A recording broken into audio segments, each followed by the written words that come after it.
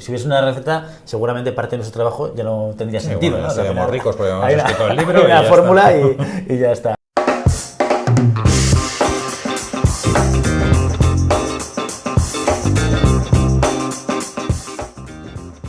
Bienvenidos y bienvenidas a Siempre Puedes Practicar Surf, vuestro podcast sobre recursos humanos, liderazgo y también a veces psicología.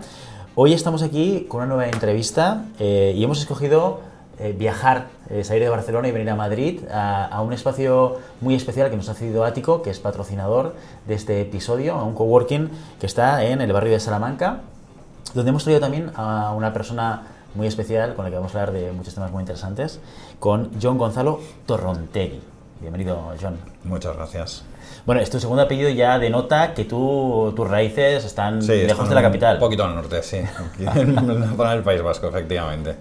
Voy a contar 4 cosas de ti, ¿vale? Y luego, corrígeme si crees que falta alguna cosa de lo que voy a contar. Problema. ¿De acuerdo? Jon es un profesional que cuenta con 20 años de experiencia en el mundo de los recursos humanos, en diversas funciones dentro del área de People, y que se ha convertido, posiblemente podemos decir esto, es una afirmación mía, pero tú me la corriges, apasionado en el vínculo entre tecnología y personas, ¿no? Ahora veremos por qué lo decimos. En el transcurso de su carrera, Jon ha trabajado en varias empresas y en roles bastante significativos, como ser director de recursos humanos del Grupo Cortefiel durante muchos años, y después de haber ocupado varios puestos dentro de la misma organización, y también siendo gerente de formación dentro del Grupo PIPS durante 8 años, ¿no? Más recientemente, Jon ha ocupado el cargo de gerente de recursos humanos en Japan Tobacco International, JTI, y no fue hasta julio del 2018 que decidiste un poco variar tu carrera profesional, pivotar. Un giro de 180 grados. De 180 grados, efectivamente, y unir, como te decía antes, un poco las pasiones entre tecnología y personas, y crear o cofundar, junto con Antonio Corral, HR Factory, una innovadora plataforma con sede aquí en Madrid, que ayuda o diseña soluciones de inteligencia artificial para procesos de recursos humanos. ¿Puede ser el gran titular de HR Factory? Lo has hecho muy bien. No te puedo quitar una coma de todo lo que has comentado. Muchas gracias, Jon. Oye, primero de todo, bienvenido. Muchas gracias por tener la flexibilidad de acercarte a nuestros micros y de poder compartir con nosotros tu experiencia profesional. La primera pregunta que te voy a hacer, viendo tu carrera, ¿no?, y de dónde vienes, ciencias políticas. Explícame esto. ¿Por qué decís las ciencias políticas y cómo das el salto al mundo de los recursos humanos? Pues es una pregunta muy buena. Pues casi como la mayor parte de los profesionales de recursos humanos, un poco por casualidad de la vida. La verdad es que, estudié ciencias políticas, me pareció una carrera, y sociología, que tengo la doble titulación, que conste, para que no se me ofenda ningún sociólogo. Pues cogí una titulación, pero era una titulación muy abierta, que me permitía, a partir de ahí tener variantes profesionales muy diferentes, y como en ese momento, 18 años, pues no tenía muy claro qué hacer con mi vida, me parecía una buena opción. Curiosamente, me preparé para ir a la función pública, porque sobre todo la parte más ambiental, etcétera, de la administración me parecía una buena oportunidad. Pero cosas de la vida, se cruzó en mi vida una oportunidad profesional dentro del área de recursos humanos.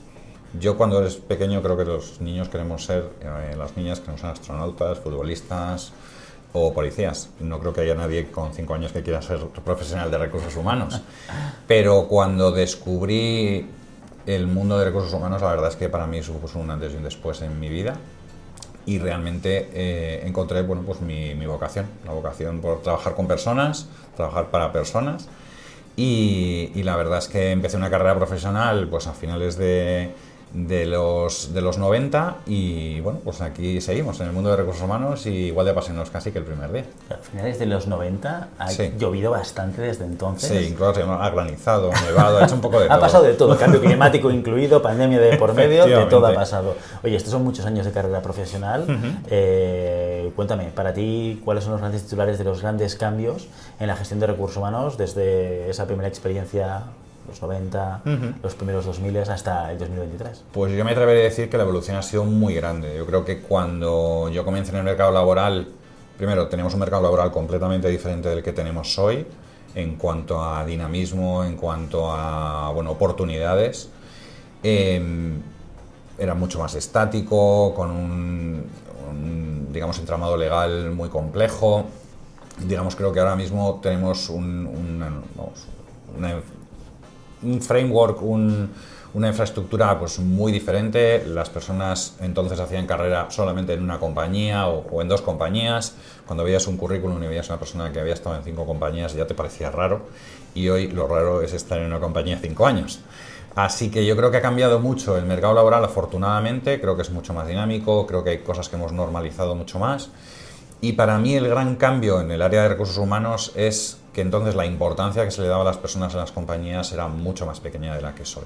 Yo creo que ahora la mayor parte de las compañías son conscientes de que el capital humano es fundamental para sus negocios, le dan la importancia en su estrategia que merece, y evidentemente yo creo que es paulatinamente la función de recursos humanos ha cogido un protagonismo en las compañías muy fuerte, y yo creo que eventos como la pandemia que sufrimos hace 2-3 años pues también marcaron un poco un antes y un después, y hay determinadas dinámicas que probablemente no volverán, ¿no? Y yo creo que el bienestar de los empleados, la importancia que tiene, la importancia de cuidar pues, el propio entorno de trabajo, ya no solo la salud, sino el propio entorno de trabajo en el que están los empleados de una compañía, pues se ha convertido en una de las cosas más importantes dentro de la agenda, no del director de recursos humanos, del CEO de las compañías, ¿no? Claro, todos esos retos han hecho evolucionar la función de recursos humanos. Seguramente en los 90 pues, se oía mucho la figura del jefe de personal, ¿no? Y esto ha ido paulatinamente cambiando y variando. Pero sí que es cierto que también todavía, por lo menos aquí en España, hay muchas empresas que viven un poco ancladas, no sé si en los 90 o en los 80 o en los 2000, pero siguen un sistema de gestión todavía un poco menos moderno, de lo que estamos hablando ahora, ¿no? ¿Cuáles crees que son los retos en términos generales dentro del mercado laboral, ¿no? para estas empresas que tienen todavía un mindset en el cual probablemente el empleado o el candidato no forme parte de esa agenda principal? Pues yo creo que hay varios. O sea, la capa tecnológica evidentemente es una de las cuestiones fundamentales. El entender la potencia que te puede dar la tecnología aplicada a la gestión de personas creo que es uno de los hitos que muchas compañías todavía tienen que asumir. Se hacen en las compañías muchas cosas artesanales, rudimentarias, de muy escaso valor añadido, que no aportan nada al profesional ni a la compañía. Eso como primer titular. Como segundo titular, creo que hay compañías que tienen que entender que estamos en un mercado laboral que va hacia que el empleado o el posible empleado tenga muchas posibilidades de elección, con lo cual cada vez hay que ser más competitivo a la hora de ofrecer pues, una buena panoplia de beneficios, etcétera, y convertir lo que es un proceso de selección, como me decía alguien hace unos días, en un proceso de seducción, en el cual pues en realidad tú tienes que saber seducir al talento que quieres que se incorpore a tu compañía, y ya no solamente es seducirlo, sino retenerlo.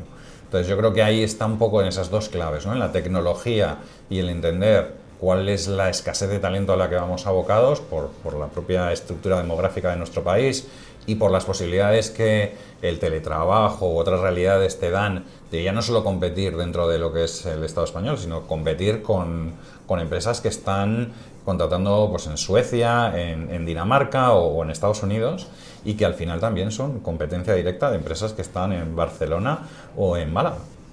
Entonces, entender un poco esas dos cuestiones, es decir, el elemento tecnológico y el elemento de escasez de talento y la competencia que la tecnología genera, yo creo que son un poco las claves para que las compañías seamos capaces de ponernos las pilas y empezar a trabajar con otra mentalidad y abordar los procesos de gestión de personas con otras herramientas y con otras recetas que no son las del pasado. Una gran parte de tu carrera profesional te la has pasado en retail, probablemente podemos decir que es retail, ¿no? Sí, claro. Jumbo Vips, Cortefiel. ¿Qué es lo que te llevas de esas dos etapas profesionales? Pues la verdad es que yo no he cambiado mucho de compañía, he tenido una carrera pues, bastante prolongada en las compañías en las que he estado, y sobre todo fundamentalmente de las dos primeras, que fue Alsea, que antes era Grupo Vips, que fue Sorrido, y Grupo Tendam, que era lo que antes era Grupo Cortefiel, pues me llevo primero grandes experiencias porque estaba en dos compañías en las que había mucho por hacer y había muchas oportunidades de aprendizaje, eso es lo primero. Se enfrentaban cada una, digamos, con sus propios retos, pero a momentos pues de mucha efervescencia a nivel de negocio, y que necesitaban que el elemento, o sea, la función de recursos humanos acompañara. Y eso generó muchas oportunidades de crecimiento y aprendizaje, y la verdad es que pues me llevo primero grandes recuerdos, grandes aprendizajes, y sobre todo en un elemento en el que, bueno, pues probablemente el dinero nos sobra. Muchas veces los negocios de retail, bueno, pues son, vamos a decirlo así, pues muy prácticos, por decirlo de una manera políticamente correcta. Al final tienes que ejercitar muchas veces la creatividad para lograr lo mismo que compañías que invierten mucho más dinero pueden conseguir de una manera más sencilla. Es decir, hay un elemento de creatividad cuando tienes unos límites bien marcados que, bueno, pues que se gesta, y al final también es una actitud, ¿no? Cuando afrontas un proyecto, si lo afrontas buscando siempre las eficiencias, buscando el máximo rendimiento con el mínimo de inversión, en todos los términos, y creo que eso fomenta mucho la creatividad. Y yo creo que eso es un poco lo que más se puede remarcar de bueno, pues una gran experiencia, más allá de los aprendizajes y el desarrollo personal y de todas las personas con las que he tenido la oportunidad de trabajar a lo largo de este tiempo, que muchas de ellas pues siguen siendo todavía amigos míos. Y bueno, pues fundamentalmente yo creo que es eso, esa potenciación de la creatividad, que no te queda más remedio que o ser creativo o no hacer nada, con lo cual, pues evidentemente hay que apostar por ello. La competencia que viene muy bien hoy en día. Sin ¿no? duda, sin duda. Y seguramente es una de las cosas más demandadas, ¿no? De alguna manera por muchas de las compañías, creatividad, capacidad de adaptación, que sí, depende de la perspectiva que... Exacto. Absolutamente, exacto. Y flexibilidad, la capacidad de adaptación a situaciones muy diferentes, porque el retail al final es muy dependiente del consumidor, y evidentemente el consumidor pues hoy quiere una cosa, mañana quiere otra, y tienes que ser lo suficientemente ágil, flexible para saber adaptarte a nuevas realidades.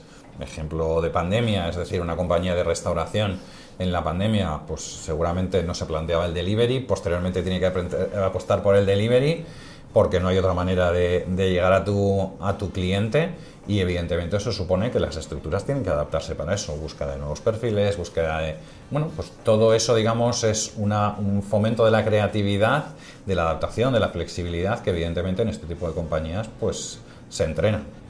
Oye, ¿y algún proyecto concreto del que te sientas especialmente orgulloso en esta etapa, tanto en Cortefiel como en Vips, que refleja justamente esa creatividad, esa manera de... Lo has hecho tú muy bien y me gusta mucho la frase, hacer como las grandes compañías, pero con un presupuesto mucho más ajustable, ¿no? Ajá. Pues la verdad es que probablemente haya muchos, pues desde montar una escuela de hostelería, como en su momento montamos en Grupo Vips, pues partiendo prácticamente de la nada, un espacio casi en blanco, y ser capaces de montar pues un proceso de formación interna basado en formadores internos, con unas infraestructuras adecuadas que recrearan la realidad que iban a tener en el puesto de trabajo, por ejemplo, ya hace unos cuantos años de aquello. Pero la verdad es que es uno de los proyectos en los que, primero, más tuve que poner de mi parte personal y de todo el equipo que participamos en aquello, y que más aprendizajes generó, porque bueno, tenías que aprender prácticamente desde cómo va una tubería hasta, o sea, gestionar oficios, etcétera, etcétera, porque esto lleva una obra, como a gestionar un panel de expertos formadores, darles una formación a personas que nunca habían dado una formación y que estaban muy alejados de la pedagogía, lógicamente, porque eran muy expertos en su terreno, pero no tenían por qué serlo a la hora de compartir conocimientos. Y la verdad es que, bueno, pues fue la verdad un proyecto súper interesante, y en el que hubo que ejercitar, pues eso, mucho la flexibilidad, la adaptación a situaciones pues complejas, y bueno, pues además también a saber motivar a un equipo de personas pues que realmente participaban en ese proyecto por puro altruismo, no cobraban más o menos por hacerlo, pero se sentían partícipes de un proyecto pues muy importante para la compañía, y entendían que lo que estaban regalando era su conocimiento que habían adquirido a lo largo de los años con las personas que se incorporaban a la empresa, ¿no? Y la verdad es que, bueno, pues un ejercicio de altruismo muy bonito, y sobre todo el sentimiento de pertenencia que se generó un poco en todo este grupo y equipo, porque al final, bueno, pues tenían ese reconocimiento de ser formadores internos, y eso en sí mismo pues ya para ellos era un orgullo, ¿no? Entonces, bueno, la verdad es que un proceso, te podía mencionar muchos más, pero probablemente esto es uno de los que más satisfacciones me dijo. Hablas de motivación, probablemente una de las grandes preocupaciones de cualquier jefe de equipo, ¿no? Cuando lideramos un equipo y nos encontramos que puede funcionar mejor o puede funcionar peor, pero hay un elemento que muchas veces desconocemos, ¿no? O que muchas veces no sabemos cómo afectar sobre él, que es la motivación. Desde tu punto de vista, en tu experiencia como profesional de recursos humanos, ¿cómo has ayudado, cómo ayudas o cómo crees que se puede ayudar a un jefe de equipo a mantener esa motivación alta?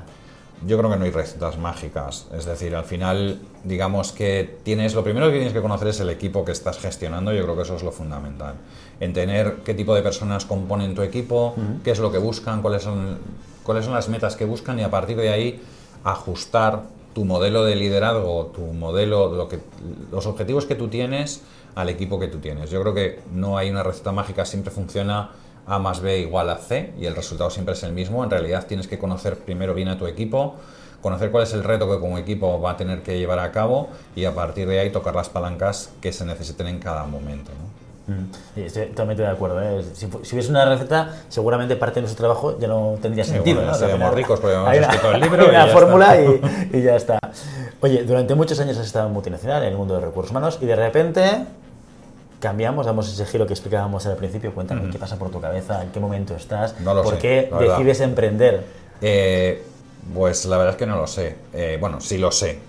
Desde siempre he tenido un poco la sana ambición de montar mi propio negocio. ¿Esto desde el principio de todo? O sea, ya cuando Sí, digamos que el no sé el si John de por- políticas ya tenía en la cabeza... Probablemente no tanto en ese momento, pero una vez que entré en el mundo de la empresa y en concreto el de recursos humanos, sí que siempre me interesó poner mi sello, ¿no? De alguna manera al trabajo, porque al final, bueno, con mucha autonomía probablemente en muchas de las posiciones en las que he estado, pero no era al 100% mis decisiones, ¿no? Evidentemente ejecutaba un plan estratégico, participaba dentro de ese plan estratégico, lo diseñaba incluso, pero digamos que al final tenía pues unos límites, ¿no?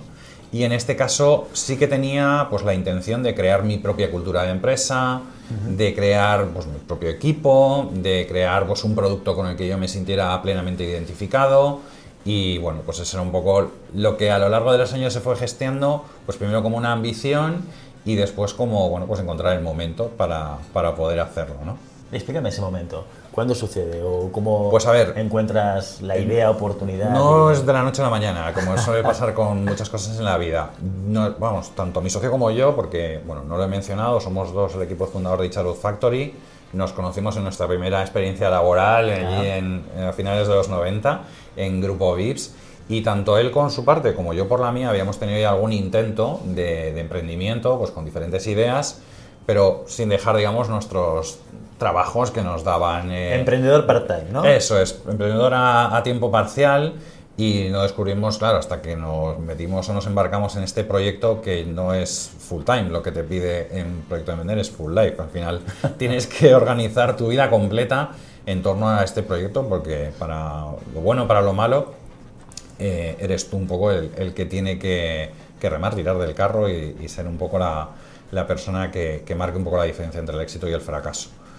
Y bueno, pues la verdad es que habíamos tenido diferentes experiencias en ese sentido, habíamos cada uno por su lado, insisto, habíamos intentado hacer, bueno, pues ver qué proyecto podíamos llevar a cabo, pero sin soltar, digamos, el lastre del mundo corporativo, y esa fórmula, pues desafortunadamente no funcionó.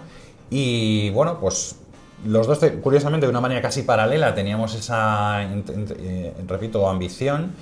Y hicimos una cosa un poco rara, pues somos un poco cartesianos, hicimos un decálogo. Y dijimos, oye, para embarcarme en un proyecto, ¿qué es lo que tiene que tener ese proyecto, ¿no? Y hicimos pues un decálogo con 10 puntos, como no puede ser de otra manera. Pues que fuera un proyecto relacionado con personas, para nosotros era un must, que tuviera un elemento tecnológico también, que fuera innovador, que, digamos, marcara algo, una pauta diferente dentro del mercado. Bueno, hicimos una serie de puntos y sometimos diferentes ideas a ese decálogo. Y bueno, hay mucho más literatura por detrás, pero te voy a hacer la versión corta, ¿vale? Empezamos en un Starbucks a hacer este brainstorming, vamos a decirlo así, y acabamos en Malasaña, en una terraza, ya con una cerveza, y ahí El surgió mismo día, un poco, todo el mismo día. todo Vale, un poco el mismo sesión día. extendida, ¿no? Sí, versión café y luego versión ya vermú. Y ahí ya fue un poco donde, bueno, pues a veces necesitas un poco cambiar de escenario entorno, para de que la contexto. creatividad surja. Y bueno, pues sometimos la idea, el proyecto de utilizar inteligencia artificial y en concreto chatbots para pues eficientar diferentes funciones o diferentes partes del proceso de gestión de personas. Y la verdad es que, bueno, pasó el decálogo 100%. Hicimos una investigación de qué compañías en España trabajaban un poco con esta orientación y vimos que no había ninguna, la verdad. Había varias que internacionalmente sí lo hacían, pero en España en ese momento no las había. Y con la ingenuidad que te da el desconocimiento dijimos, pues ya está. Aquí hay una oportunidad seguro. Aquí esto sale, vamos, en 10 minutos lo sacamos. Y nada, pues nos pusimos a trabajar, insisto, con mucho ánimo y bueno, pues nos embarcamos a tope. O sea, creímos en el proyecto, hicimos nuestro MVP, lo validamos, hicimos el típico Family and Friends con pues, ex compañeros de recursos humanos.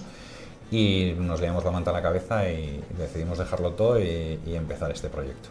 Oye, el proyecto tiene una vertiente tecnológica muy importante, ¿no? Uno de los pilares es la parte tecnológica. Si no estoy equivocado, Antonio también es un perfil Absolutamente, HR, ¿no? sí, tiene un perfil de HR, él, pues, con una trayectoria relativamente parecida a la mía. En su caso, después de Grupo Vips estuvo en Funhouse, después uno de 50, Inditex, también compañías muy retailers. Y no, ninguno de los dos teníamos ningún perfil tecnológico. Somos muy frikis, muy tech friendly, pero vamos, no habíamos tirado una línea de código en nuestra santa vida. Pero bueno, la verdad es que hemos sabido rodearnos de un equipo en su momento externo y posteriormente interno de personas que, bueno, pues sabían hacer nuestra visión, eran capaces de traducirlo a tecnología. Y con la visión muy clara, pues la verdad es que hemos ido haciendo ese producto que te decía al principio, que nosotros hubiéramos soñado con tener cuando estábamos como gestores de personas, ¿no? O sea, por lo tanto, todo lo que es construcción tecnológica parte de vuestra idea, de vuestro concepto, y se lleva a cabo operativamente, al principio por terceros, entiendo que pues ahora con gente de equipo. Con un equipo interno, exactamente. Directamente. Oye, suelen decir que una de las claves de que una compañía o un proyecto de emprendeduría funcione es la relación entre los socios. ¿Cómo Absolutamente, ves esto? es absolutamente. Es que esto es como una pareja, somos dos y por eso una pareja, si fuéramos tres pues sería otro concepto. Pero al final, primero, tienes que tener una sintonía personal clara porque pasas más tiempo casi con tus compañeros de trabajo, en este caso, que con tu familia, en muchos casos. Y al final es un camino pues lleno de alegrías y lleno también de algunas amarguras. Y todo es más fácil cuando sabes compartirlas y cuando lo haces de una manera sana, tanto las alegrías como las amarguras. Y es un camino que evidentemente pasa por una buena relación personal. Afortunadamente en este caso, Antonio ya era amigo mío antes de empezar el proyecto y ahora afortunadamente todavía somos más amigos, con lo cual la experiencia en ese sentido es buena. Pero es verdad que emprender sin tener una buena sintonía personal, bajo mi humilde punto de vista, es más difícil. Es más difícil porque, insisto, en el camino está lleno de piedras que te encuentras, algunas esperadas y otras inesperadas, y es importante tener unas reglas del juego desde el principio pactadas, claras, y que haya un componente de cariño también importante, que desengrase por situaciones pues, que evidentemente en el día a día pues, son complejas y que pues, con buen rollo se solucionan mucho más fácil. Claro, porque la amistad no siempre es garantía de que la relación profesional funcione bien. No, absolutamente. Te puedes llegar bien con mucha gente. No, el otro día escuchaba, ahora que estamos con las elecciones, ¿no? Hablando con políticos. Bueno, ¿te llevas bien con algún político o algún partido? Sí, yo puedo tener amistad con ideas muy diferentes. Claro, no puedes trabajar con una persona, un proyecto político donde las ideas son muy divergentes, cosa que puede pasar ahora mismo en el mundo de la emprendeduría, ¿no? Absolutamente, y yo estoy seguro que tengo amigos con los que sería incapaz de ser compañero de trabajo. Pero para una cerveza. Pero para una cerveza estupendos. Y al contrario, gente con la que no tengo mucho feeling fuera del trabajo, pero en el trabajo funciona muy bien con ellos. Pero yo creo que para ser socio necesitas que funcionen las dos cosas, o sea, tanto la personal como la profesional, ¿no? Para tener hablo de un socio, un co-founder, una persona que comparte contigo la propiedad, insisto, la responsabilidad que hay por detrás de montar un proyecto y todo lo que eso supone. Digamos que para incorporar equipo es otra cosa diferente, ¿no? Pero en el caso de un equipo fundador, yo creo que la parte profesional, la sintonía, tanto personal como profesional, es fundamental. Hablabas de que al principio tuvisteis o pactasteis una serie de cosas, una serie de elementos. Danos un poquito de visibilidad, por si a otras personas también les sirve. Bueno, la verdad es que son cosas muy básicas. Al final es y además algunas de las personas que te vas encontrando por el camino, el mundo del emprendimiento, la verdad es una de las cosas mejores que tiene, es que la gente comparte mucho. Entonces, te comparte lo bueno y lo malo. Y yo siempre que alguien me pide consejo, yo devuelvo los consejos que a mí me dieron cuando yo empecé. Uno de los primeros es alinear expectativas. O sea, alinear expectativas. ¿Qué es lo que tú vas a dar en el proyecto desde el principio? ¿Qué es lo que voy a dar yo? Y que vamos a pactar todo lo que puede pasar en la vicisitud de una compañía. Puede ser que te toque la lotería, puede ser que te enamores de una chica y te vayas a vivir a Bali, puede ser, no sé, pueden pasar muchas cosas a lo largo de la vida de una compañía. Entonces, marcar desde el principio qué es lo que va a aportar cada socio, qué es lo que va a aportar cada uno de los miembros del equipo, si va a ser full life, full time, o sea, qué dedicación vas a tener dentro del proyecto, cuáles son tus roles y qué ocurre cuando las cosas van bien y qué ocurre cuando las cosas van mal, me parece lo fundamental. Y creo que ahorra muchos problemas y te ahorra también, previene que te rompas una buena amistad, porque quizá una persona puede ser, yo he tenido ya algunas, afortunadamente no cercanas, pero experiencias en tercera persona de personas que se llevan muy bien, que eran muy amigos y que después de la experiencia profesional lo han dejado de ser. Entonces creo que eso es una lástima, pero si tú desde el principio alineas expectativas, está negro sobre blanco, qué es lo que uno va a aportar, qué es lo que va a ocurrir, qué ocurriría si todo eso está bien pactado, bien marcado, pues como se suele decir en el refrán español, mejor una vez colorado que ciento amarillo, pues eso, mejor discutir una vez y tener claro qué es lo que puedes esperar o no de la otra persona, que después estar, digamos, encontrándote diferentes pruebas y decir, ¿y ahora qué hacemos? Entonces, en ese sentido, yo lo que siempre aconsejo es, desde el principio, si eres 2, si eres 4, si eres 6, marcar desde el principio cuáles son las expectativas que tienes sobre el proyecto y que no haya sorpresas, porque es un clásico el de uno está muy involucrado, el otro no lo está tanto. Entonces, ¿qué es lo que pasa? ¿Cómo lo hacemos? Que esté muy claro qué porcentaje de su tiempo va a dedicar cada uno y después también qué ocurre cuando las cosas vayan bien o vayan mal y qué ocurre pues, en situaciones que pueden parecer un poco rocambolescas, pueden llegar a darse, ¿no? ¿Es fácil emprender en España? Yo creo que no. Mi opinión es que no. Por suerte, en nuestro caso, pues teníamos una situación financiera que nos permitía, digamos, arriesgar un poco más, pues después de una carrera profesional relativamente larga, y eso evidentemente pues ayuda.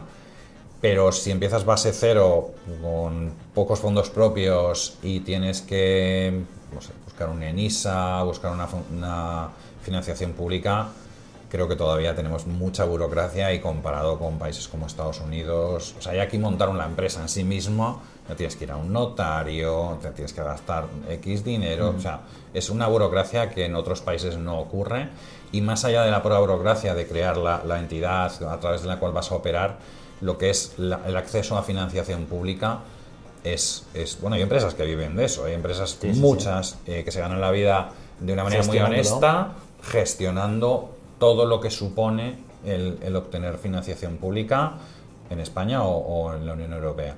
Entonces, creo que eso no facilita demasiado. O sea, yo creo que tendría que haber mecanismos mucho más ágiles de financiación pública, de proyectos, evidentemente con los controles que sean necesarios poner para que, digamos, no sean proyectos basados en la nada, sino que haya un equipo y unas personas detrás con un compromiso, pero a partir de ahí yo creo que hay debería haber muchas más facilidades de las que hay ahora mismo. Comentabas antes que vuestro modelo de financiación inicial, aparte de poder soportar la P&L familiar, entiendo, con los fondos propios, ¿no? Efectivamente. Fueron las famosas 3 Fs, ¿no? ¿Cuál ha sido vuestro modelo de financiación? Bueno, en nuestro caso la verdad es que no ejercitamos más ninguna F, o sea, fue más el proceso de validación que sí que lo hicimos más con con nuestro networking de recursos humanos, que al final eran los buyer persona de nuestro potencial proyecto. Entonces, o sea, el estudio de viabilidad del producto, lo hiciste el MVP, la validación de lo que es el MVP Sí. como tal, lo hicimos con excompañeros y amigos de la función de recursos humanos, Sí. porque eran, bueno, pues que valoraban desde su punto de vista, evidentemente, intentando quitar el elemento cariño, Ajá. decir, oye, pues si esto lo veo con sentido para mi empresa, no lo veo con sentido. Pero luego la financiación no quisimos meter a nadie más que a nosotros mismos. Y a partir de ahí arrancamos financiándonos con nuestros propios clientes al inicio. Vale. Empezamos a finales de 2019. Empezamos toda la parte de diseño. Bueno, nuestra solución tecnológica tiene como dos partes. La parte del chatbot, la tecnología que soporta los chatbots, la parte más conversacional Sí. de nuestra solución, y luego toda la parte back, que es el acceso web que tienen las compañías para acceder a los datos de los candidatos. Bueno, lo hicimos con dos compañías diferentes, cada una de estas dos infraestructuras, y todo lo pagamos nosotros, ¿vale? A partir de ahí empezamos a financiarnos con nuestros propios clientes, con las ventas que hacíamos, y a mediados de 2019 entramos en un proceso de aceleración con Lanzadera, con Sí. el vehículo de Juan Roche de aceleración. Y bueno, pues tomamos la decisión, que era una decisión importante, de cambiar un poco ese modelo de fondos propios y me financié con nuestros propios clientes. Que está muy bien, que es muy válido el ser una compañía orientada a resultados, orientada a profit oriented. Ajá. Y nos decidimos por ser una compañía que funcionar más rápido. Entonces, evidentemente, para elevar el ritmo de crecimiento, pues lo que fuimos es a Venture Capital, ¿vale? A capital riesgo. Y bueno, pues empezamos con otra aventura completamente diferente de la que teníamos hasta ahora. Pues hasta ahora teníamos que hacer un producto viable, sencillo, que funcionara en las compañías. Y a partir de ahí pues teníamos otro trabajo adicional, que era pues levantar esa financiación para poder pues hacer frente, digamos, a un equipo más grande que nos permitiera ir mucho más rápido en cuanto a nuestro crecimiento. Una pregunta que me dejó de antes, pero volvemos otra vez a la financiación porque me interesa entender un poco cuál ha sido vuestro enfoque, ¿no? O cuál es vuestro enfoque actualmente. Me hablabas de una especie como de market research o de comparativa del MVP con potenciales clientes. ¿Cuál fue el reflejo de ese primer análisis de producto viable versus lo que os encontrasteis cuando ya teníais el producto? ¿Fue muy similar? ¿Fue realmente parte de lo que te decían o aquellos que decían, no, si lo tienes te lo compro? ¿Luego no compraron? ¿Cuál fue un poco vuestra experiencia posterior? A ver, claro, cuando hablas con amigos, pues todo el mundo es muy cariñoso.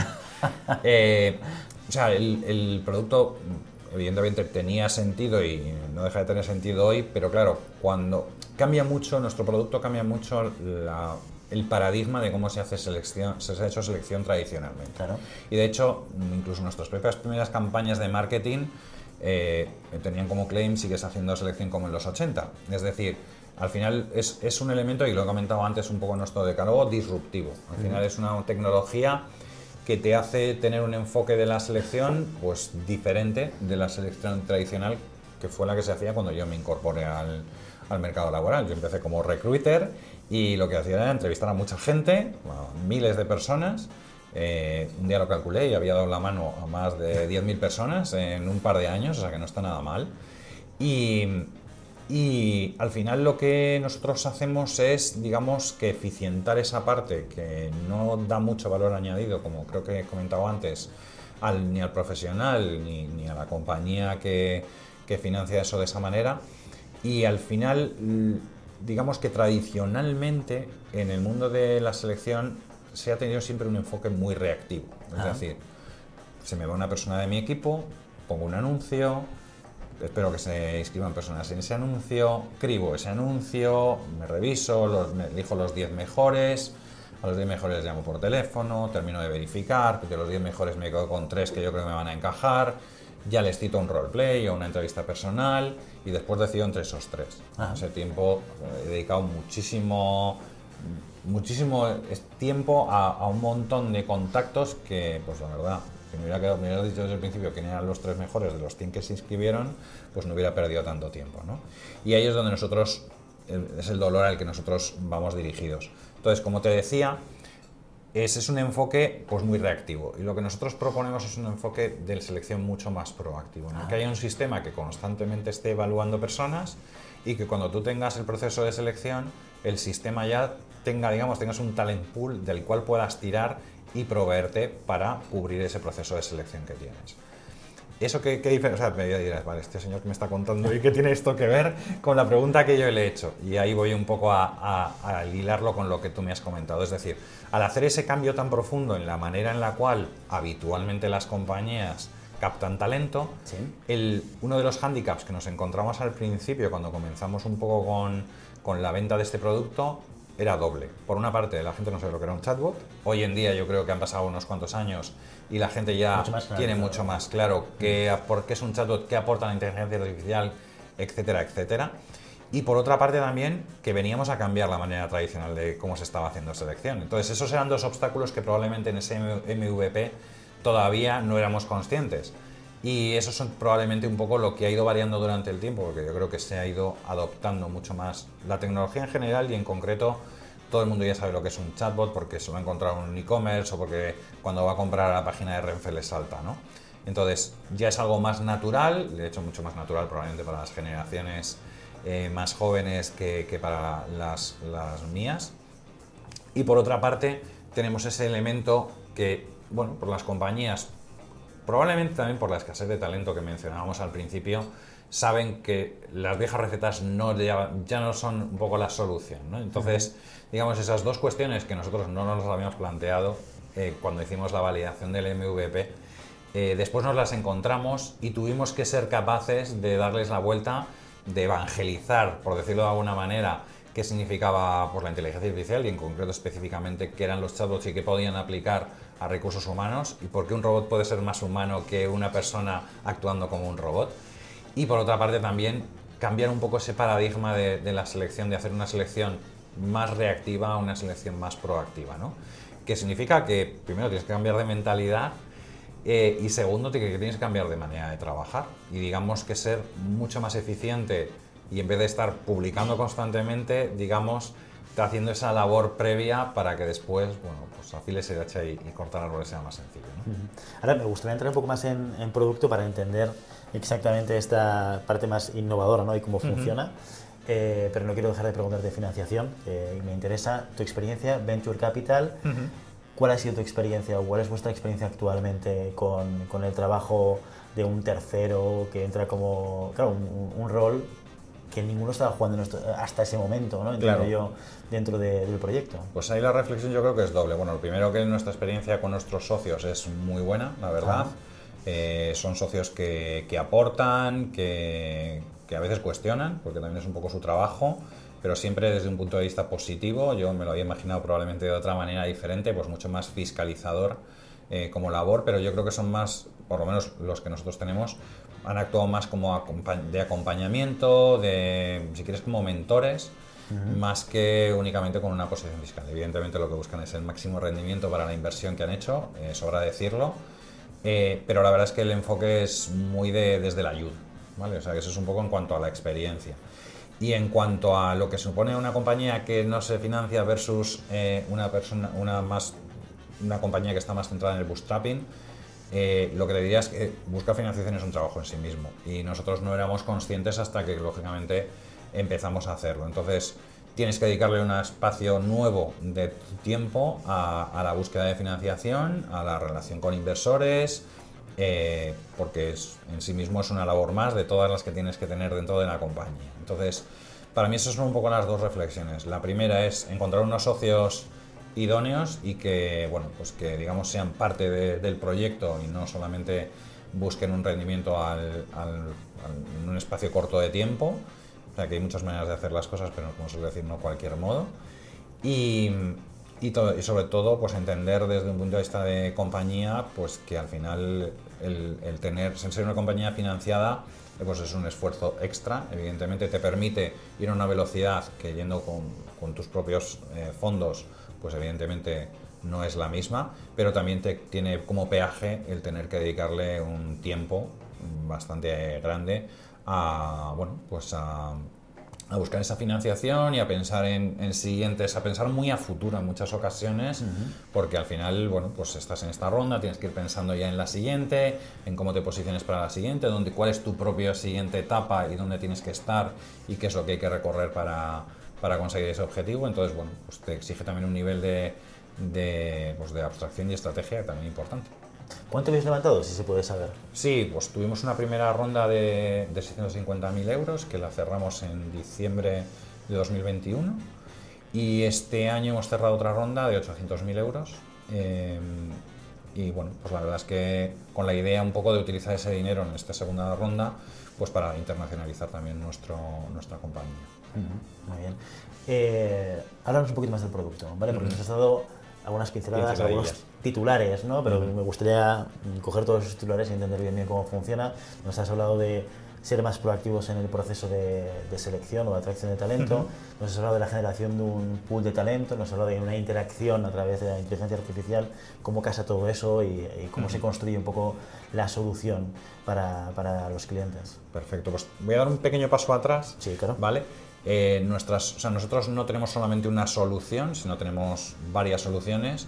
Empezamos un poco con la idea primigenia, era aplicar los chatbots a las primeras fases de los procesos de selección para eficientarlos, automatizar la evaluación de candidatos y que eso dotara a los equipos de selección de mucha más velocidad. O sea, perdón, me paro aquí un segundo para poder visualizarlo. Esto quiere decir como tradicionalmente hacíamos una criba curricular y yo llamaba a alguien para preguntarle o contrastar algunos elementos de su currículum. Exacto. Sería pasar esto, en vez de ser una persona que criba y pregunta, ser una IA. Eso es, lo hace una IA y la IA lo que se ocupa es pues de captar, o sea, de utilizar todos los canales de captación de candidatos que tenga tu compañía. Sí. Y todos esos candidatos convergen en un asistente virtual que lo que hace es entrevistarte. Como si tuvieras una entrevista a través de WhatsApp, pues en este caso es a través de un navegador en el que tú tienes una conversación con un recruiter y este recruiter, con elementos de gamificación, haciendo muy dinámica la conversación que tienes con este asistente virtual, pues te va haciendo pues diferentes preguntas para evaluar tu grado de ajuste con una posición, ¿no? Vale. Entonces, evaluamos tanto perfil duro como perfil blando, es decir, no solamente nos quedamos en la parte de experiencia, formación, conocimiento de idiomas o disponibilidad, sino que damos un paso más allá y también hacemos una parte de evaluación competencial. O sea, ¿hace entrevistas por competencias el chatbot? Bueno, no es tan fácil, no es una entrevista de incidentes críticos como tal, lógicamente, que requiere otra metodología y requiere mucho más tiempo de lo que nos dura, pero sí te da una primera visión un poco de a nivel competencial esa persona qué habilidades puede tener, pues en cuanto a en términos de orientación al cliente, en términos de orientación a resultados, de flexibilidad, de adaptación, etcétera, etcétera. Vale. ¿Y esto sirve para todos los perfiles? ¿Puedo valorar cualquier tipo de perfil con la respuesta es sí, pero voy a desarrollarla un pelín más, ¿vale?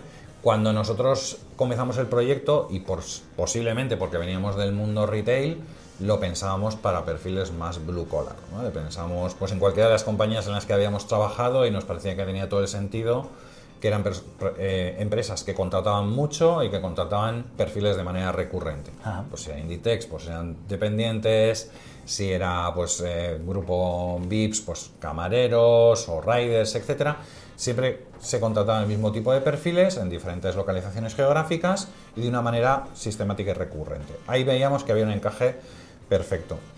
Pero vino la vida y nos dijo otras cosas. Y pues vino, por ejemplo, la pandemia.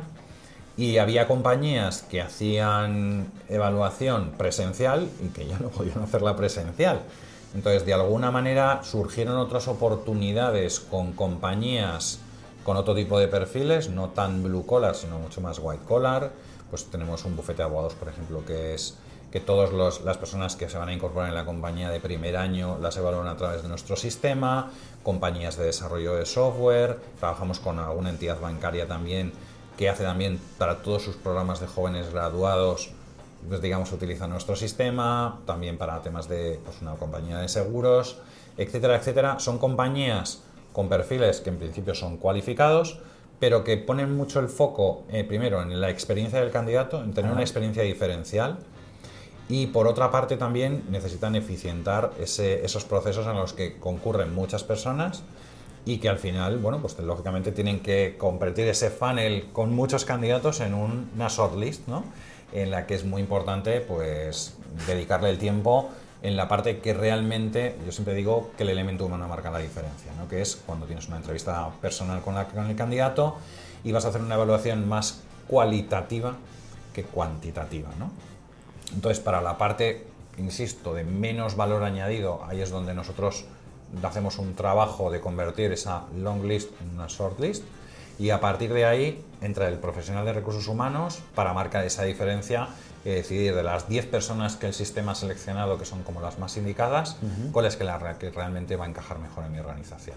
Y es algo que no tiene que ver demasiado con el perfil, tiene que ver con la necesidad de la compañía, o bien en términos de intensidad y de recurrencia a la hora de contratar, y también en términos de la importancia que le dé a la comunicación con el candidato, ¿vale? Porque no lo he mencionado, pero el sistema no solamente automatiza la evaluación que se hace al candidato, sino también automatiza la comunicación con el candidato en dos vías. La primera, respondiendo al candidato sobre cuál es el estado de su candidatura, que yo creo que es muy importante, ¿no? Porque todos hemos sido alguna vez en nuestra vida, hemos sido candidatos y sabemos que no hay nada más horrible que aplicar a una oferta y que nadie te conteste. O casi peor, que se dé una situación como la empresa ha mirado tu currículum y 5 segundos después la empresa ha descartado tu currículum. Y claro, dices, joder, he dedicado 5 segundos a ver mi currículum. Pues, digamos que como este ejemplo de branding no es la más brillante. Entonces nosotros automatizamos esa parte de comunicación con el candidato, y a través también de un chatbot, identificando a la persona, pues ve en qué estado está su candidatura y le va respondiendo en tiempo real sobre eso. Y luego también, pues con la tecnología de ChatGPT que pues hemos incorporado a nuestra solución, el sistema es capaz de responder a preguntas del candidato sobre pues, las condiciones del puesto que se va a encontrar, horarios, beneficios sociales, salario, etcétera, etcétera, ¿no? O sea, ¿ya estáis integrados con ChatGPT? Sí, la verdad es que vimos una gran oportunidad, más allá del hype que se formó, digamos, a finales del año pasado, vimos una oportunidad de complementar nuestra solución con esta tecnología que permitía de una manera pues bastante sencilla bueno, pues cubrir algo que nosotros hasta ese momento no podíamos hacer de una manera muy eficiente, ¿no? Y es de una manera muy sencilla y muy intuitiva responder a esas preguntas que nos surgen a cualquier candidato cuando participa dentro de un proceso de selección, desde las más obvias a temas ya, pues me voy casi de cultura de empresa, por ejemplo. Oye, tal y como lo explicas y tal y como tú lo cuentas, me encaja muy bien en momentos o en organizaciones donde hay un alto volumen de selección y donde hay un alto volumen de candidatos, ¿no? Quizás es por desconocimiento, pero me gustaría saber cuál es tu punto de vista sobre cómo vuestro HRBot puede ayudar, o no, a lo mejor no puede ayudar, en casos en los cuales lo que tenemos es todo lo contrario, ¿no? Unos candidatas inaccesibles, que no nos responden, que vamos detrás. Esto seguro que te suena. Sí, me suena. Una empresa tecnológica, ¿no? Me quiere sonar. La verdad es que ahí es más difícil. Digamos que nuestra solución, sobre todo, lo que ayuda es a compañías que manejan grandes volúmenes. Es verdad que en sí mismo el canal es un canal que genera, digamos, una experiencia del candidato más grata que rellenar un formulario y olvidarte, con lo cual eso evidentemente ayuda a que haya más cantidad de candidatos, pero yendo al talento oculto es más complicado utilizar un sistema como el nuestro, ¿no? Yo creo que para eso hay otros en el mercado que probablemente funcionen mejor, o como me comentó un director de recursos humanos no hace demasiado, asumir que no hay profesionales en el mercado, asumir ese principio de realidad. No hay profesionales en el mercado, o los hago yo, los formo yo, voy a la universidad, los formo en la tecnología que yo quiero y así tendré el tipo de profesional que yo quiero, o tendré que asumir que pague lo que pague, le dé las condiciones que condiciones, no hay suficientes profesionales en el mercado para todas las compañías. Entonces, a partir de ese principio de realidad, uno también es más feliz. ¿Cuántos sois ahora? Somos alrededor de 30 personas, más o menos. Estamos ahí en la veintena larga. Oye, ¿cómo se vive pasar de 20 años en recursos humanos, donde nuestra tarea, o tu tarea en este caso, ¿no? Ha sido ayudar a otros a construir equipos, ¿no? Y ayudar a otros con los retos de gestión de personas, que seguramente lo tendrías con tu propio equipo, pero a pasar a ser tú el que maneja o co-maneja o copilota esa organización y enfrentarte tú directamente a los retos, dejar de estar un poco en la barrera y ponerte a torear. Pues haciendo un ejercicio de honestidad es más fácil contarlo que luego hacerlo. Es más fácil decirle a la gente cómo se gestiona un equipo que luego ponerte a gestionarlo tú. Sin duda. Aunque yo había gestionado lógicamente equipos, pues he tenido equipos más o menos grandes de personas trabajando conmigo, pero cuando es tu compañía no es lo mismo. El elemento emocional aparece, las decisiones, como muchas veces decimos Antonio y yo, somos la solución y el problema de nuestra compañía, o al revés, el problema y la solución. Y entonces, al final, toda la responsabilidad, lógicamente, está en tus hombros y no es tan fácil. Es mucho más fácil contarle, insisto, a la gente lo importante que es pues, la motivación o gestionar los estilos de dirección que después enfrentarte tú al reto. Y yo creo que probablemente, hay muchos retos cuando montas una compañía, el de gestionar un equipo, convertir un equipo de personas en un equipo, es algo que es probablemente lo más difícil a lo que nos hemos enfrentado. O sea, las decisiones sobre personas y el cómo gestionar un equipo de trabajo es lo que probablemente más intensidad, más tiempo nos lleva, curiosamente. Probablemente, pues, otra persona te diría, pues los ratios de negocio, tal, no sé qué.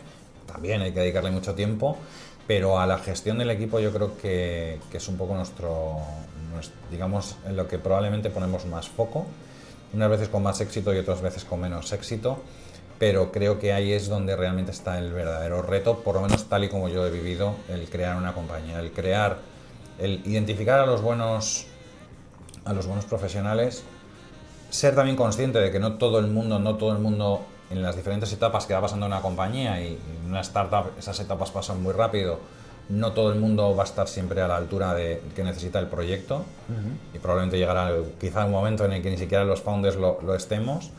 Ir asumiendo un poco también ese principio de realidad y a partir de ahí pues gestionar, digamos, un equipo en el que se generan muchas oportunidades, en el que es un mundo muy abierto, pero al mismo tiempo también pues hay un elemento emocional, porque claro, hay mucha gente que empezó contigo y al final pues a veces hacer un ejercicio de honestidad y objetividad no es tan sencillo. Es muy complicado. Mira, yo leí hace ya tiempo el libro de Netflix, no sé si lo habrás leído, sí, también el de Aquí no hay reglas, ¿no? Uh-huh. Y recuerdo que en una de las partes del libro él explica, él rompe el concepto este de no somos una familia, somos un equipo, y como equipo hay veces que pues, el delantero centro pues, no está marcando goles y hay que cambiarlo, ¿no? Y lo dice, bueno, con una intención muy americana, porque sí, es un libro súper americano. Sí, son muy fríos. Exacto. Pero realmente esto no es tan fácil como cuando lo lees, ¿no? en el libro de Netflix, ¿no? Esa vinculación emocional, esa gente que forma parte de tu equipo, que ha luchado contigo, que se ha peleado contigo, que de repente, porque sí que es cierto, es tan cierto como cualquier otra cosa, que de repente a lo mejor no estás a la altura o estás en una situación que en ese contexto ya no aportas el valor que aportabas antes, ¿no? Uh-huh. Es muy paradójico porque me resultaba mucho más fácil tomar decisiones o ser más frío en equipos que al fin y al cabo eran de otros, o sea, la responsabilidad era de una entidad o de algo más grande que me superaba, que el tomarlo en mi compañía, digamos, de una manera en la que tenemos la responsabilidad directamente sobre nuestros hombros. O sea, curiosamente o paradójicamente es mucho más difícil ser frío en tu compañía que en la compañía que trabajando para terceros.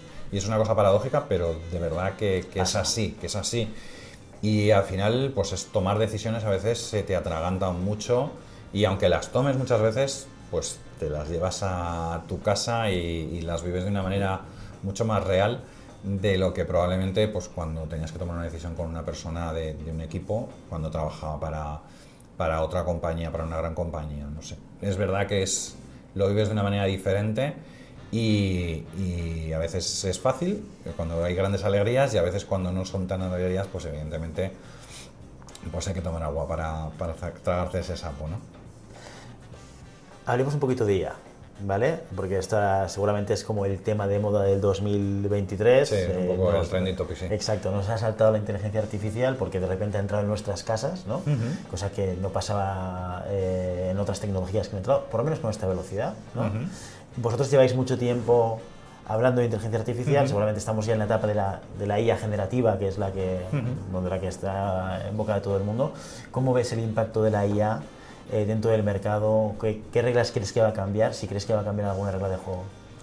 A ver, yo creo que estamos todavía en un momento incipiente. Es verdad que si lo comparamos con hace un año, que todo el mundo está hablando del metaverso, no está hablando nadie de la inteligencia artificial, ahora es justo todo lo contrario, nadie se acuerda de que era aquello del metaverso. Exacto.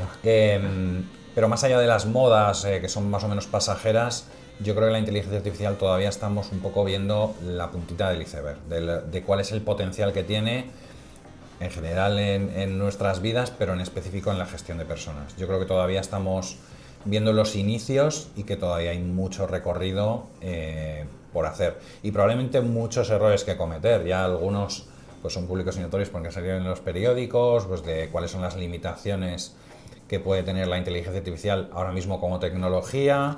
Pues el famoso chatbot de Windows que se volvió loco porque se entrenó pues con los tweets que le ponía la gente y acabó siendo pues un nazi tal, por poner un ejemplo así que todos hemos leído en el periódico. Algoritmos de selección de personas que lo que hacían era generar sesgos en vez de objetivizar y eliminarlos. Digamos que eso son cosas que han pasado relativamente de una manera reciente o que ya hemos tenido en nuestro pasado, y al final la inteligencia artificial la programamos personas y evidentemente el elemento ético es fundamental y la legislación, pues aquí yo creo que en Europa sí que se ha buscado casi desde el inicio ponerle unos límites a la tecnología, cosa que probablemente en otros países no han sido tan proactivos, pues como no lo son, pues yo que sé, en temas de gestión de información, etcétera. Pero bueno, estamos ahora viendo, digamos, los inicios de todas las posibilidades que nos puede dar, y yo creo que en los próximos años nos vamos a llevar muchas sorpresas en ese sentido.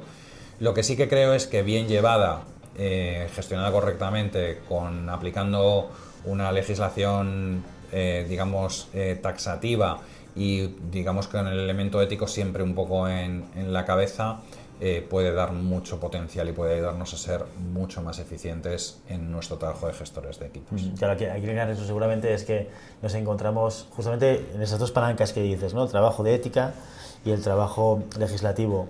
Nos encontramos con las compañías que lo que hacen es echar a los departamentos de ética y justamente desarrollando tecnología de IA, ¿no? Y por otro lado vemos que la legislación, y esto no es algo nuevo, esto ha pasado desde siempre llega tarde. Siempre va por detrás. Tarde, ¿no? O sea que nos enfrentamos a un reto como muy relevante. Curioso es el dato de junio de este año, en el que por primera vez ChatGPT ha sido reducido en un 10% en uso.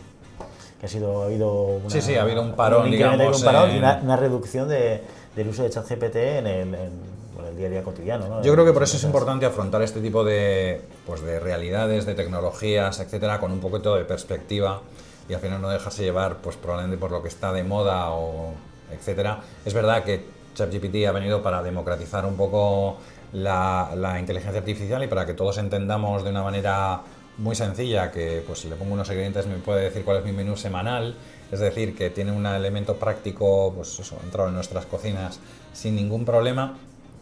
Pero más allá de esa labor que yo creo que ha sido muy interesante y que a nosotros como compañía nos ha venido muy bien, por serte sincero, porque ahora, pues digamos en las agendas de probablemente de todas las áreas de recursos humanos, la IA está dentro de la agenda, porque todo el mundo entiende que tiene un potencial. Yo creo que todavía estamos en ese momento de no sé muy bien cómo lo tengo que utilizar, pero sé que quiero utilizarlo. Rendimiento, ¿no? Eficiencia, productividad, esto suena muy bien en la empresa. Claro, suena muy bien y evidentemente eso nos ha ayudado, ¿no? Pero creo que también hay que alejarse un poco y tener un poco de perspectiva y saber que probablemente pues, es una moda más y que al final nos quedaremos con muchas cosas buenas de todo lo que nos ha aportado, pero que evidentemente las expectativas que quizás se están generando, pues todavía hay que pasarlas por el tamiz del tiempo, ¿no? Muy bien. John, última pregunta. El futuro de HR Bot Factory. Qué pregunta más difícil. Bueno, por eso le he dejado la última. Pues la verdad es que nuestra ambición o nuestra sana ambición es convertirnos en un referente, si puede ser a nivel internacional, ¿por qué no?, de automatización de procesos de recursos humanos. Más allá de la propia selección de personal, tenemos una solución para onboarding, para comunicación con candidatos, con empleados, perdón, soluciones de feedback, de offboarding, etc. Hemos creado una suite siempre basada un poco en nuestra tecnología, que al final da respuesta a diferentes procesos de recursos humanos con una escasa eficiencia y en la que, digamos, el elemento artesanal pues está ahí todavía y yo creo que aporta muy poco, y la capa tecnológica pues viene para ayudar, no para sustituir, que creo que es importante entenderlo, y nos gustaría convertirnos eso en una compañía referente dentro de la automatización de diferentes funciones de recursos humanos, hoy con chatbots y mañana con otra tecnología probablemente basada en inteligencia artificial o en otras de las tecnologías que ahora mismo todos podemos tener en la cabeza, en la que bueno, el elemento de innovación no falte nunca y sobre todo también,